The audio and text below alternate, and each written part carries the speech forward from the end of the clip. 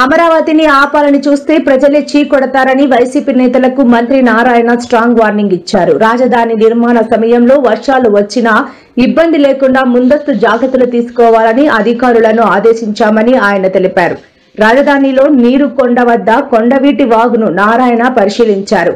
ఈ సందర్భంగా మంత్రి నారాయణ మాట్లాడుతూ కొండవీటి వాగు వద్ద సమస్య ఏంటో తెలుసుకోకుండా కావాలని కొంతమంది దుష్ప్రచారం చేశారని మండిపడ్డారు. నిజాలు తెలుసుకోకుండా పనిగట్టుకుని దుష్ప్రచారం చేయటం సరికాదన్నారు. ముందు జాగ్రత్తగా అధికారులు అది తీసుండాలి, అది జరగలేదు.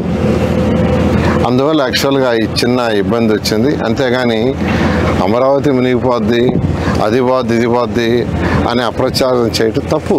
ఏదైనా ఉంటే రండి, వచ్చి చూడండి అసలు ఏంది. ఇప్పుడు యాక్చువల్గా బైపాస్ చేశారు, మొత్తం నీళ్ళు వెళ్ళిపోయినాయి. 24 అవర్స్లో పోయినాయి. వాడు బైపాస్ చేసిన 24 అవర్స్లో నేను అసలు ఇప్పుడు చూసి ఆశ్చర్యపోతున్నా. వాళ్ళు యాక్చువల్గా కాంట్రాక్టర్లు కొండవీటి వాగు మీద రోడ్డు వేసుకున్నారు. ఇంక రోడ్డు వేసుకుని నీళ్ళు ఎట్టిపోతాయి వెనక బాక. కాబట్టి ఈ కన్స్ట్రక్షన్ పీరియడ్లో ఇటువంటివి ఉంటాయి.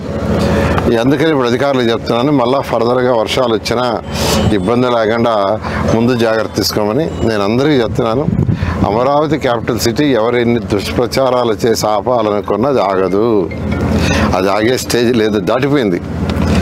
ఇది మూడముక్కల ఆట కాదు, ఇది దాటిపోయింది. ఆ స్టేజ్ దాటిపోయి వర్క్స్ అన్నీ టేకాఫ్ అయినాయి. ఒక వర్క్ అని కాదు, ఏదైతే డిఫరెంట్ వర్క్స్ ఇచ్చాము, 360 కిలోమీటర్ రోడ్లు కావచ్చు, అదేవిధంగా లేఅవుట్ రోడ్స్ కావచ్చు.